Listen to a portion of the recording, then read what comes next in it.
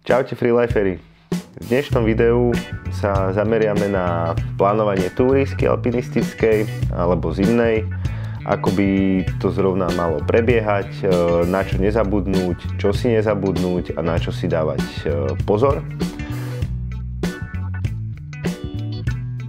Takže prvou takou dôležitou vecou je to, s kým sa na tú túru vyberiem. Čiže buď nejaká skupina alebo dvojica. Neodporúčam chodiť na hory sám, je to nebezpečné, je to nezodpovedné. Nikdy neviete, čo sa môže stať, či budete potrebovať pomoc, aj keď je to niekde na lokálnom kopci, kde to veľmi dobre poznáte.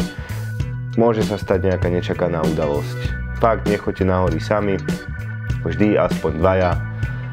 Za mňa ideálna veľkosť skupiny sú teda 2 až 4 ľudia.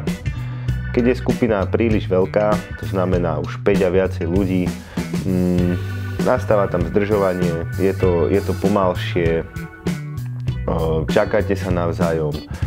Proste treba rátať s väčšou časovou rezervou, samozrejme dá sa to, ale ideálna skupina je do tých 4 ľudí za mňa. Ďalšou vecou, na ktorú si treba dať pozor pri skupine, prípadne pri parťákoch, je to, aký je ten parťák skúsený, či má skúsenosti, či chodí na hory, či sa tejto problematike venuje.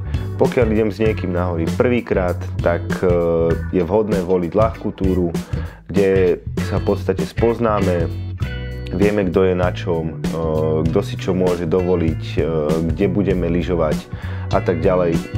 Toto je ďalšia kľúčová vec pri voľbe terénu. Ak idem s niekým prvýkrát, nepôjdem do ťažkého terénu. Ak mám v skupine začiatočníkov, nie je hanba ísť na túru po zjazdovke alebo v blízkosti lyžiarskeho strediska. Neviete, ako tí ľudia lyžujú. Treba si to takto ich preklepnúť, 1-2 túry. Ak sa osvedčia, berete ich do party a môžete chodiť. Ďalšou veľmi dôležitou vecou je teda už to samotné plánovanie trasy. Samotné plánovanie trasy prebieha povedzme večer pred trasou, keď sedíte buď s parťákom alebo doma pri počítači a pozeráte, kam by ste tak mohli ísť. Ak terény až tak nepoznáte, nemáte toho až tak veľa pochodené, tak odporúčam vyhľadať si nejakú túru na internete, alebo existuje knižka od slovenského autora Stanislava Klauča, ktorý má veľmi pekne a prehľadne spracované krásne ski alpinistické túry na Slovensku v rôznych pohoriach, čiže naozaj si tam nájde každý niečo pre seba, či už začiatočníci, alebo sú tam aj naozaj pekné a dlhé a náročné ski alpinistické túry. Pokiaľ sa rozhodnete vydať sa niekam na vlastnú pesť, tak rozhodne odporúčam si túru dôkladne vopred naplánovať a využiť na to rôzne teda podklady, mapy alebo aplikácie. Výborne na tieto účely môže poslúžiť mapa na stránke hiking.sk, kde si ako jednu z vrstiev môžete zakliknúť aj lavínové dráhy, ktoré vám veľa napovedajú o tom teréne. Táto vrstva bola vypracovaná v spolupráci so strediskom lavínovej prevencie, čiže je to na základe reálnych dát a tieto lavínové dráhy teda zobrazujú častý výskyt lavín a svahy, ktorým je dobré sa vyhnúť alebo ktorým je dobré sa v určitých snehových podmienkach vyhnúť. Na plánovanie túry môžete teda použiť napríklad aj aplikáciu Mapy.cz, ktorá výborne funguje aj v offline režime, čo znamená, že mapy si vopred stiahnete do vášho telefónu a potom vás vedia v podstate navigovať alebo nejakým spôsobom viete sa na tej mape nájsť, aj keď nemáte signál, čo je na horách veľmi časté. Ovládanie Mapy.cz je veľmi intuitívne a jednoduché a odporúčam to v podstate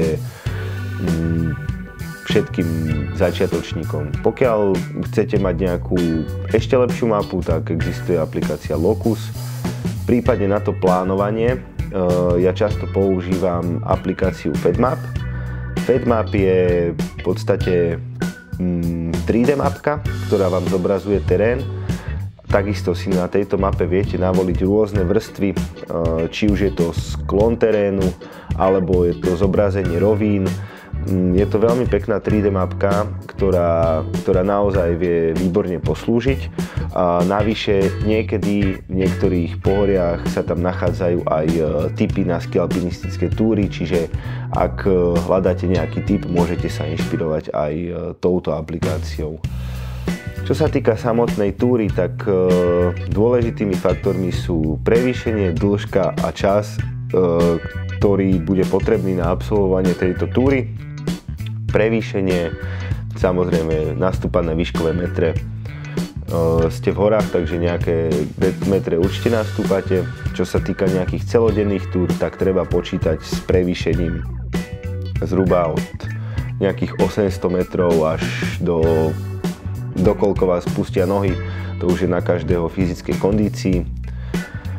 Čo sa týka dĺžky túry, tak tá je tiež spolu s prevýšením kľúčová k určeniu približného času, ktorý mi tá túra zaberie. Je dobré to mať naplánované vopred, je dobré dať si treba s parťákom aj nejaký medzník a povedať si, ak je to možné, ak to nie je túra okruhová, povedať si, že už je veľa hodín, treba sa otočiť, aby sme sa stihli vrátiť a podobne. Ak je to túra okruhová, je dobré si zašpecifikovať nejaké body, aj kľúčové miesta, kedy treba pri absolvovaní tohto kľúčového miesta alebo neabsolvovaní tohto kľúčového miesta sa ešte vieme otočiť, prípadne hľadať nejaké únikové trasy, či sa vieme z trasy odpojiť skôr a vrátiť sa naspäť do civilizácie. V podstate treba myslieť na všetky riziká. Dĺžka, prevýšenie teda ovplyvňujú čas tej túry a k tomu treba pripočítať ešte čas na prestávky. V podstate počas alpinistickej túry je potrebné doplňať tekutiny, je to potrebné doplňať živiny, takže odporúča sa zhruba tak po 1 hodine nejaká kratšia prestávka, 5 až 10 minút, napiť sa čaju, trošku si vydýchnuť, prípadne vyzliecť, zobliecť.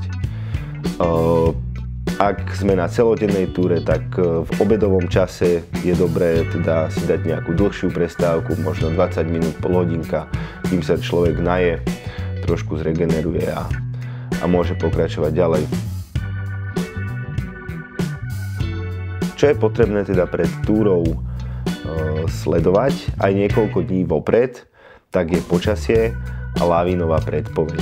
V podstate počasie je hrá kľúčovú rolu pri všetkých skialpinistických túrach, pretože okrem toho, že ak nesledujete počasie, môže sa vám stať, že ráno sadnete do auta, prídete na hory na parkovisko a zistíte, že tam je neskutočná výhrica, alebo že prší, alebo že nie je sneh. Okrem toho počasie ovplyvňuje do značnej miery kvalitu snehu. Je veľmi dôležité vedieť, ako sa vyvíjali napríklad teploty, aký fúkal vietor, či snežilo, koľko nového snehu napadlo za posledné dni. Toto všetko je potrebné sledovať. Môžete si to spätne dohľadať na stránke SHMU, model Aladin, viete sa tam preklikávať rôzne dni, rôzne miesta. Všetko sa tam zobrazuje, je dobré si to tiež trošku načítať, naštudovať, ale raz už keď to budete ovládať, tak budete sa tam na tú stránku vrácať, si myslím. Čo sa týka lavinovej predpovede, tak tu sledujete na stránke laviny.sk, vydávajú stredisko lavinovej prevencie. Lavinová predpoveď je špecifická pre každé pohorie. Častokrát je špecifická aj pre rôzne nadmorské výšky, to znamená, že to, čo platí do nadmorskej výšky 1500 metrov, nemusí platiť v nadmorskej výške 1800 metrov, pretože to počasie tam bolo iné, boli tam iné poveternostné podmienky a ďalšie rôzne vplyvy. V podstate v lavinovej predpovedi nájdete stupeň lavinového nebezpečenstva, to sa určuje od 1 do 5, 1 je malé, 5 je extrémne vysoké. Potom tam nájdete typické lavinové problémy, čo je tým lavinovým problémom a kde sa tento lavinový problém vyskytuje. A takisto tam nájdete obširnejší komentár k lavinovej situácii, kde je bližšie popísané, na čo si dať pozor a kde sa tieto problémy vyskytujú. Taktiež sú tam vyznačené na ružici kritické svahy, to znamená orientácie, na ktorých sa tieto lavinové problémy vyskytujú. Taktiež je tam aj komentár o vývoji počasia za posledné dni a taktiež sa tam udáva v podstate tendencia lavinového nebezpečenstva, to znamená akási predpoveď na nasledujúce dni. Ak máte odsledované počasie, stupeň lavinového nebezpečenstva, máte nachystanú trasu podľa teda mapových podkladov alebo ste si vybrali nejakú trasu na internete, viete s kým idete, tak už vám len zostáva pobaliť si teda batoh a základné vybavenie. Čo so sebou určite na skialpovú túru, tak to je samozrejme vhodné oblečenie a lyžiarske vybavenie, lyže, palice, lyžiarky alebo splitboard, alebo to už je na vás, čo preferujete. To je, dá sa povedať, taká základná výbava. Určite na zimné skialpové turistiky si treba so sebou pribaliť lavinovú výbavu. Pokiaľ sa budem pohybovať na svahoch, ktoré majú sklon viac ako 30%, je lavinová výbava úplne že must have. Lavinová výbava pozostáva z 3 zložiek a to je lavinový vyhľadávač, sonda a lavinová lopatka. Toto je v podstate naozaj tá základná. Čo sa týka pasívnej ochrany, tak tu je lavinový batoh, ten vás chráni už teda v prípade lavíny. A čo do toho batohu ešte so sebou, pokiaľ sa idete pohybovať v náročnejšom teréne, v zimných podmienkach, napríklad vo Vysokých Tatrách, v Nízkych Tatrách, vyšší sklon, nepredvídateľné snehové podmienky, určite so sebou treba mať aj mačky a cepín.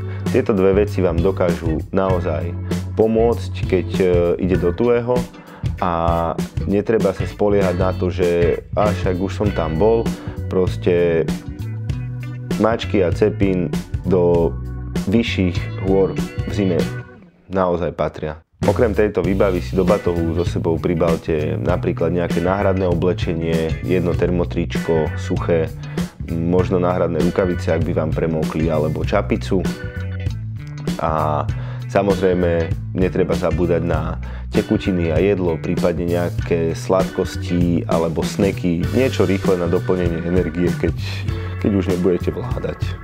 Ak už to máte teda všetko naozaj nachystané, vybavenie pobalené, tak už zostáva iba ľahnúť si do postele a tešiť sa na ráno a na parádny deň strávený na horách. No, dúfam, že toto video bolo pre vás aspoň trošku prospešné, že ste si z neho niečo odniesli a ďalšie videá môžete sledovať na našom YouTubeovom kanáli. Sledujte naše sociálne siete a webovú stránku a vidíme sa zase niekde na horách. Čaute.